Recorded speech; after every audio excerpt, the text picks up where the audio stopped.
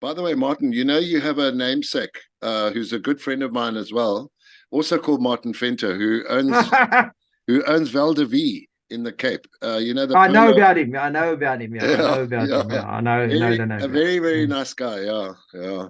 yeah. Well, I'm here with Martin Finter this afternoon. It's my great privilege to have him. Martin, thank you very much for giving us your time, brother. Um, Martin has a fascinating story to tell, which is part of our Rhodesian history, and I'd like to record it. Whereby he actually went AWOL from the South African Army to go up to Rhodesia and join the RLI. And so, Martin, without any further ado, brother, won't you tell us your story? Well, thanks, John. Thanks, John. So I don't think it was a rough ride, but it's one of those things. I grew up in the latest city of Polokwane, which was called Petersburg. Was at one primary school, one high school in Petersburg, matriculated in 1976. And as all South Africans, we were called up to do a basic military service. I actually volunteered from the start for 2 years because it wasn't 2 years at that stage as yet.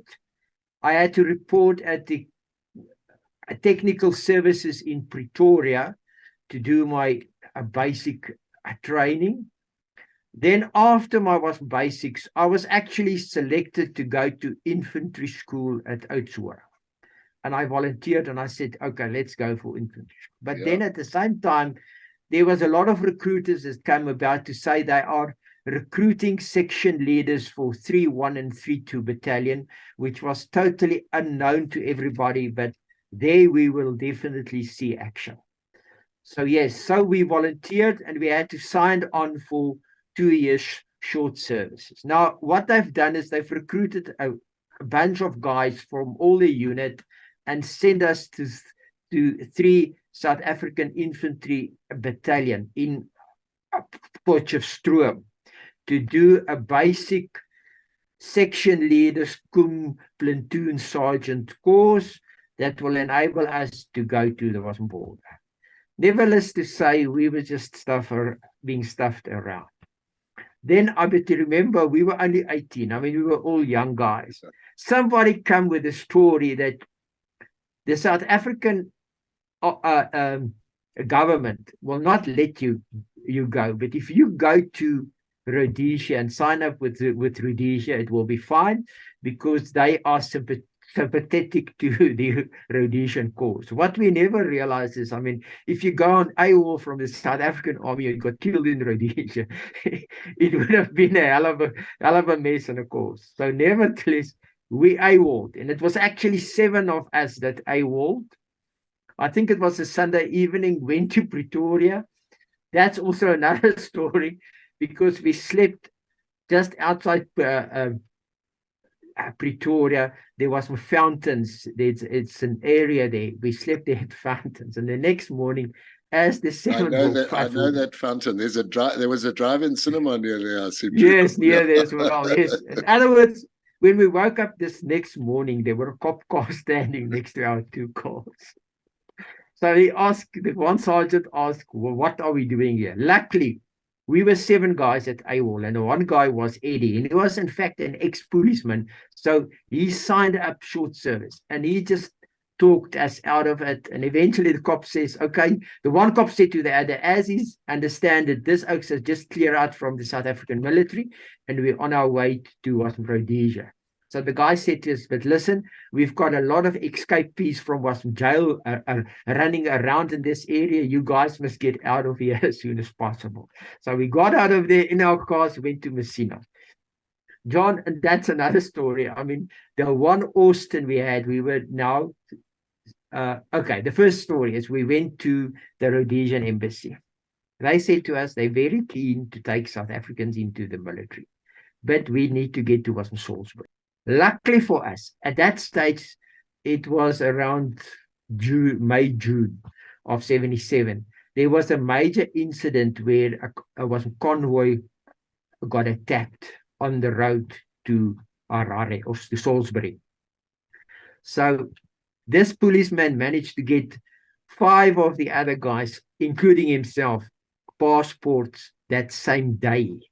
Bought the lady a box of chocolates. We got the one guy had to return of the 7, so we were 6 guys on our way to Salisbury.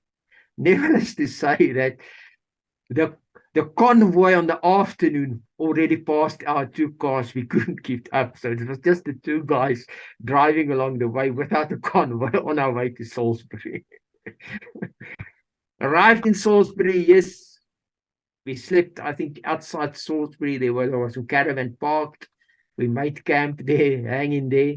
Next day, went to the recruiting office. They said, fine. Now they need guys that's willing to fight. The only 2 problem is they need our discharge papers from the South African military, and they need our parents' authorization because we were under 21 years of age.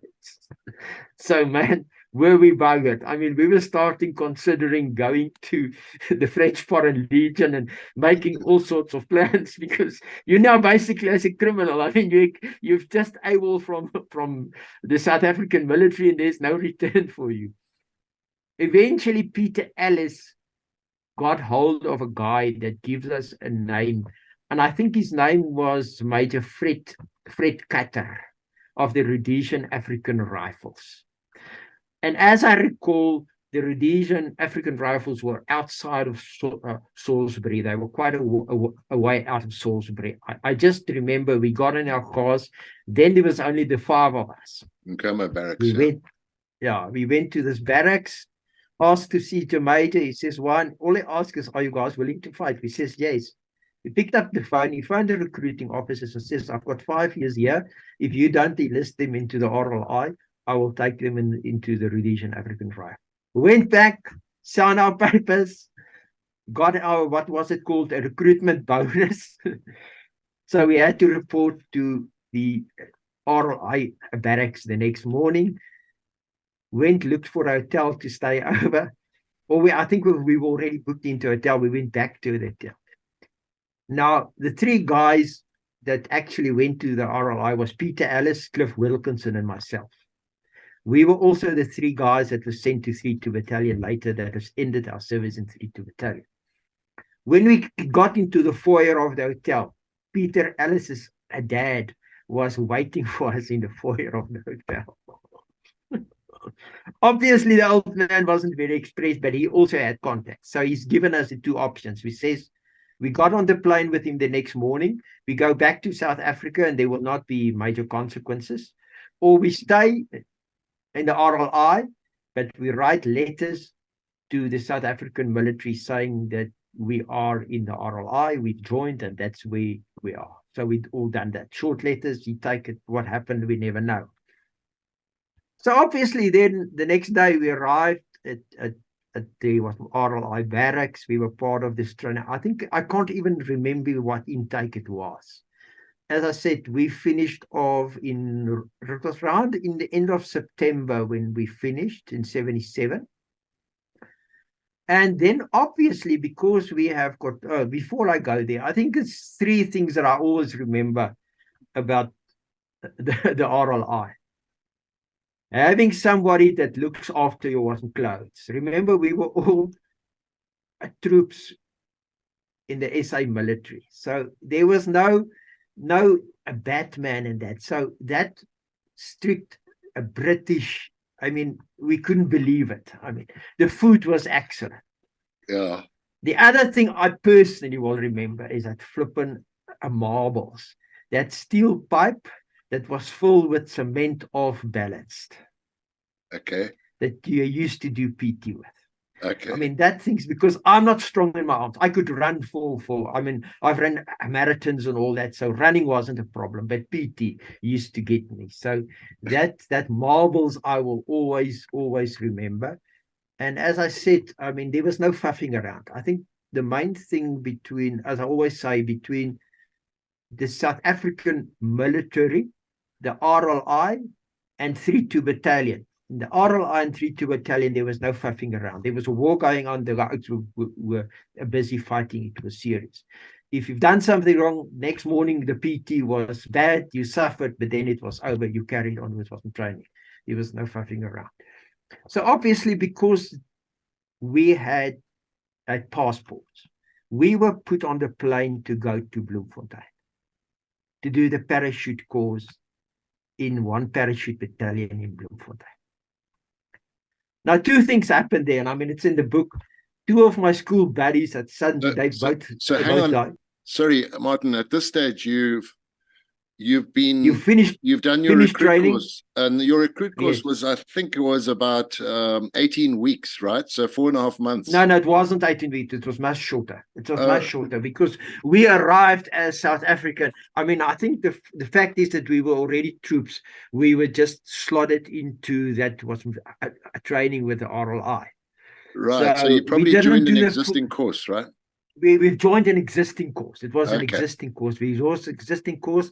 I think I stayed on the first floor of the barracks there, where there was a training troop used to stay. We used that. We done the course. We got our berets. I was supposed to then go directly to second command because we were not kept together. The three South Africa, we were split up. So Right. I was going to go to second command Two commander, before we. Yeah, two commander. Before we got to commander, it was said, okay, let's send this guy that is now finished to go to do the parachute course because there is place open. They have got passports. So they put us on the plane with the guys to go and do the parachute course in Bloemfontein. Yeah, okay. On arriving at Bloemfontein, I think it was the 4th or the 5th day when we treated on, two of my guys that were in the hostel with me in Petersburg, who were in the parabats at that stage, they recognized me. Okay. So that's the first thing. The second thing is where we AWOL'd from in 3 SIA. One of the officers got transferred to the parabats in Bloemfontein. And obviously, I think he was at some stage involved with, and he must have recognized these 3 South African passport holders at young age and everything. So, I mean, obviously, they must have recognized, listen, so that's what happened. And I mean, I remember after the course getting back to the plane, I haven't seen to us, Wilkinson, we're okay, we've made it, we're going back to Salisbury. When we landed in Salisbury, the MPs was all over us. So what they done, they called us out. They took us to those barracks at the entrance there where the MPs used to be. They lock us up there in a cell. And I think the next morning, or the same evening, still late the evening, a major from the HQ in, I don't know where, come and said to us, listen, they're very sorry, but we have been asked by the South Africans that they should return us. So I think the next day we handed back all our equipment and everything. And I can't remember if it was the same day or the next day, the afternoon, we left the barracks in 2 Land Rovers with an escort to take us back to South Africa.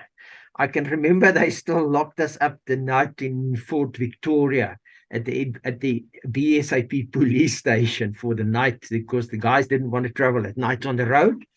And so, yes, I mean, we were then taken back, handed over to the MPs at Beitbridge, officially to the South Africans. And then we were locked up in Pretoria in the DB. We were actually kept separate and locked up with the Cuban prisoners of war in the Pretoria DB. We were there for only about 2 weeks. Then we were taken out and taken back to the Potch DB in Potchefstroom, which was not a DB. It was just a huge room where they kept all the guys that was sort of awaiting trial, done PT in the morning. It wasn't bad. I mean, we were very fit at that stage. I think I could handle it. So, yes. And then eventually, I mean, Peter Ellis's dad again got us a attorney that was doing his military service at that stage as our officer to handle our case. And apparently what happened is this guy went overboard, this major that had the case against us. He wanted to try us for a desertion. Now, remember, for desertion, it's actually a 5-year civic jail time that you would serve. So according to, all the military rules, we had such a long list that this lawyer of us apparently went to this guy and says, listen, what are the cases? He says, now he'll drop all the charges. He will go for some desertion.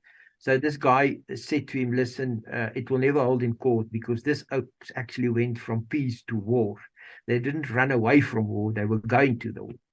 And we were taken out of the DB, put in a room, and then one morning it was just said they will be hearing this afternoon. And I think it was still Commandant Kutsia, who was then the OC of 3SIA. He said, I know, read that we were away for nearly 200 days. And then he said, does somebody want to say something? And I said, I think this court must just realize we were in the military in the time that we were gone. And he just looked at me, said to me, do you think I'm fucking stupid? And he's give us 21 days suspended for 2 years. That was his first ruling. And the second ruling is that obviously he doesn't want us in his unit anymore. And we will then go to 32 battalion. And obviously, I arrived in 32 just before Heki, where the 7 recce's were shot. I finished my 2 years in 32 battalion, lost a couple of good friends, learned a lot. I think as far as the RLI is concerned, we were highly regarded due to the training that we've received. We were utilized as what they have called sidekicks. You basically the second in charge of the platoon, and you just there to take over command should the platoon commander get shot. And the reason why they send us, it happened in early the year. A guy called Farnes Kriel was alone with the platoon, got shot in the throat. These guys had to drag him out of Angola across the border. But that's simple, the RLI story. And I'm just grateful. I know that we were locked up and everything, but I think we must take into account, the situation we were in and what we actually could have caused if something happened to one of us. But the other thing is that I must say is, to me, the big difference between what I experienced up to that point and in the RLI is the quality of your instructors. It was guys that were in the field. They know what was going on. It's not like in the South African military where a guy will go to infantry school, become an instructor, but he never had the fighting of the inline experience. And I think that to me is a thing that stands out tremendously in my dealings with the RLI. And I'm very grateful to the RLI. I still have got something that I can show you. Okay, your soldier's playbook, yeah. My soldier's playbook. Yes, I wanted John, to ask you, did you get your RLI parachute wings? No, we never got that. We were locked up. Yeah, but you passed your parachute course, man. I must organize a set of wings and send them to you. No, I got a set of wings, but as I said, it was never formally issued to us. Okay. But I was never, we were just, I just want to look for something else quickly. Sure. Now that you got me, still got my notebook. Yes, yeah. I've still got that same notebook.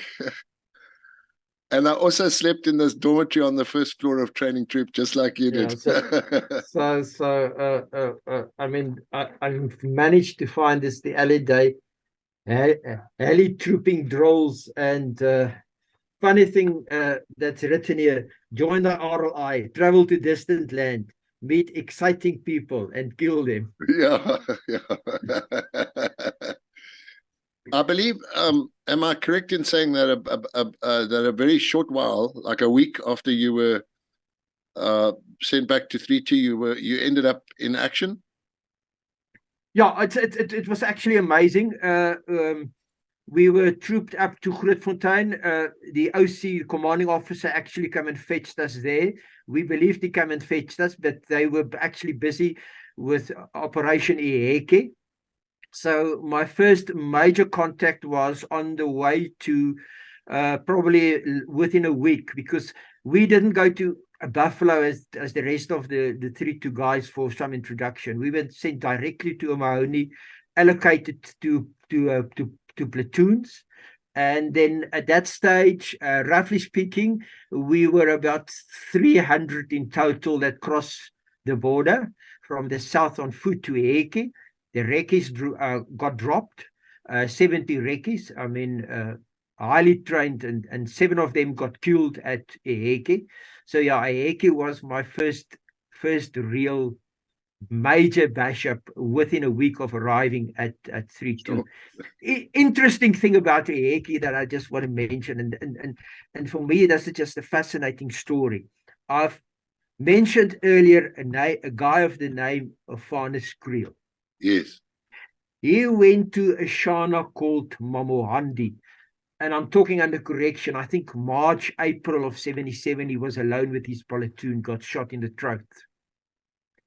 His troops dragged him out to the border. They took off his shirts because his block is beautiful, and I mean, they were wearing Portuguese camouflage, waiting for a convoy. The convoy arrived. Farnes got. They sent a chopper to truck Farnes. They arranged for another platoon commander to take over the platoon. And okay, then at Eheke, after Eheke, Echo Victor, one of the recce's, it was actually a black sergeant, and I got his name. He got killed later, but he also was Monoris Crooks. He found the LMG that was captured from Farnes at Mamohandi at Eheke. And Echo Victor recognized the machine, contacted HQ, and they checked the serial numbers, and it was the machine gun that was taken from Farnes earlier there in Mamohandi. They found in Eheke. Now, another thing I want to tell you, in February 78, Echo Victor got his honoris crux for the contact at Mamohandi. I was also there. I was also in that major contact. But Farnes Creel got shot the second time at Mamohandi in February 1977. So what is the odds that a guy within a year can shoot twice at the same place in Angola? It is just amazing stories. Yeah. I think that is I mean, that is something that's just made me. And the last thing I just want to remark on, I actually went through as a Christian at a hell of a thing after Mamohandi. I'm not going to mention names, but we were three platoons coming from the north. We ended up against the Stir base. They were reffing us. I mean, they were dug in. We were in the open. I was right in the middle platoon with Farnes. As I said, Farnes got shot. I think we lost 5 guys in the contact there and then of our platoon, because we were in the middle of the 3 platoons that hit the flipping base. That night, the Turs came down. They came down, and I think that's the only night that I was really very scared. But I think everybody is scared. The outlet tells you he's not scared. He's talking shit, because everybody is scared. And then John, a guy came to me. He was also in school with me, also officer. And I said to him, tonight everything is on their side. And he said to me, God is still on our side. So the next morning, as me and this guy was actually the last guys as we were walking through this Tur base, we were just walking through the base. There were guys killed lying in the base and everything. Then I realized something that actually got to me. And that's the fact that Swapo was also reading Bibles. There was Bibles in that base.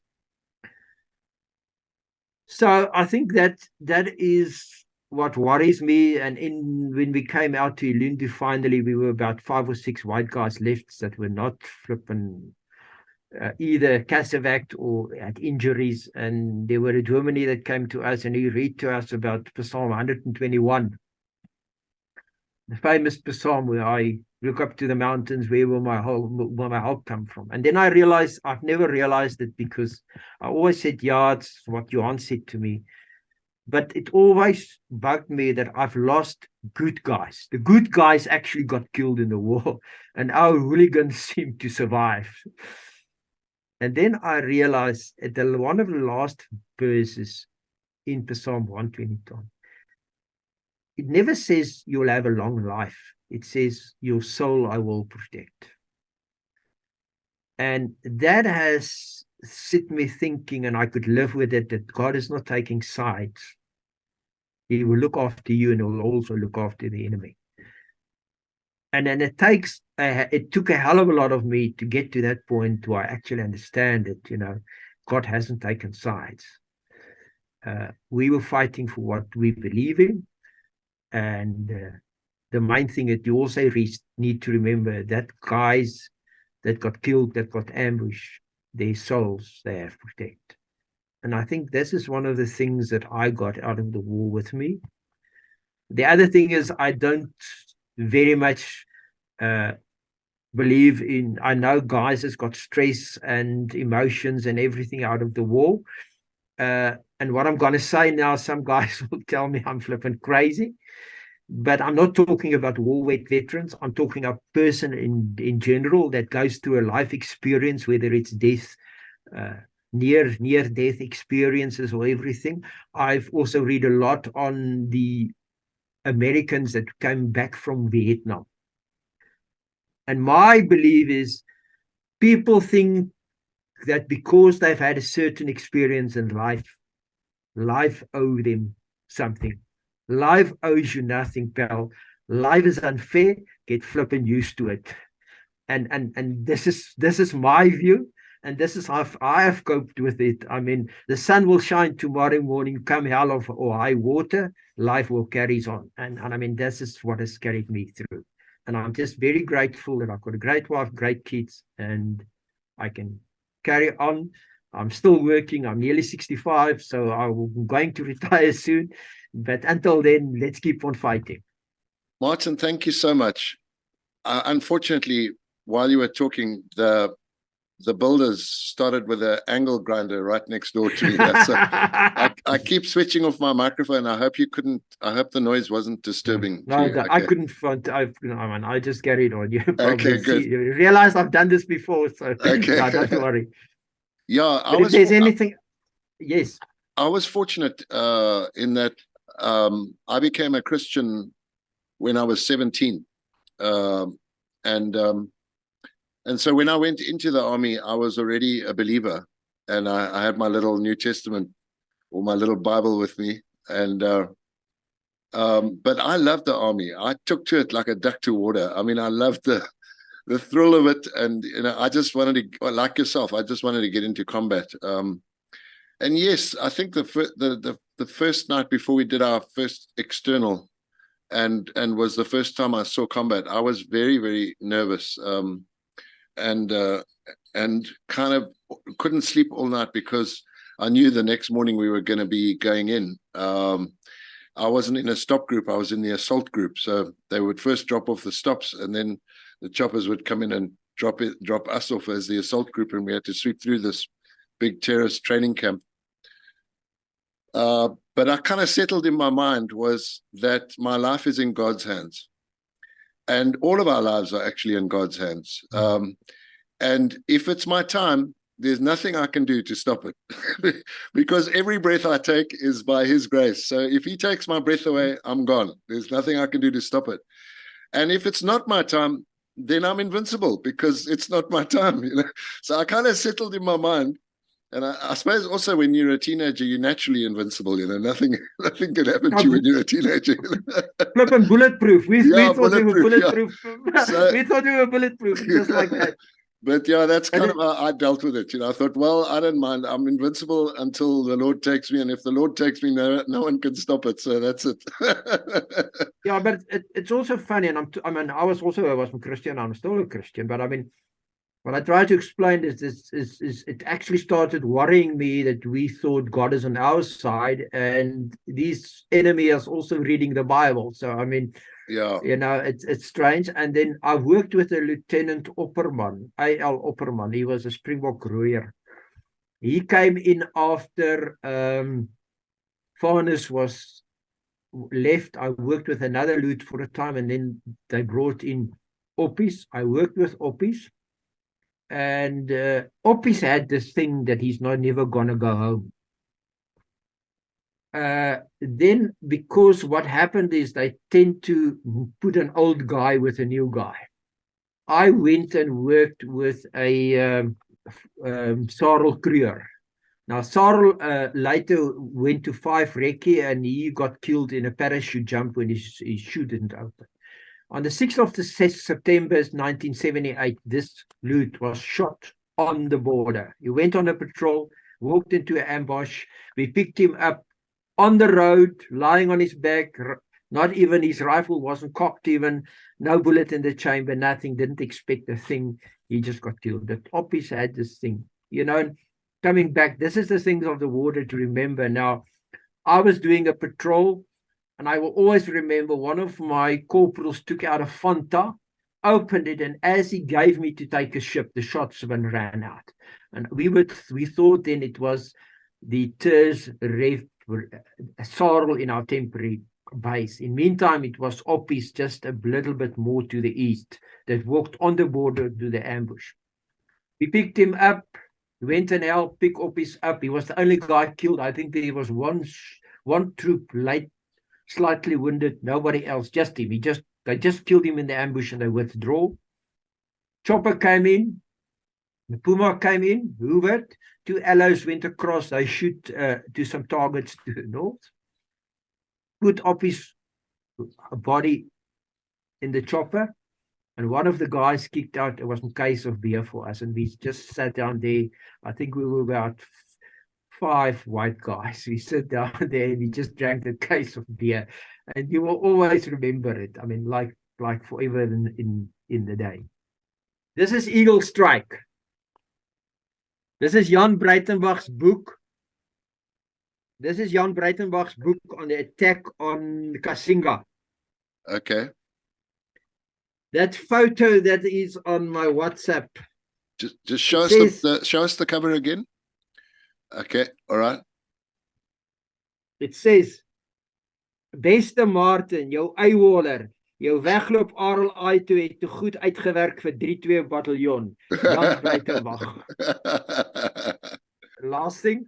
Yeah. This was the 40 years, the medal of the 40 years attack on Eheke. There's the names of the 7 Recces, and below the names of the 232 battalion. And obviously,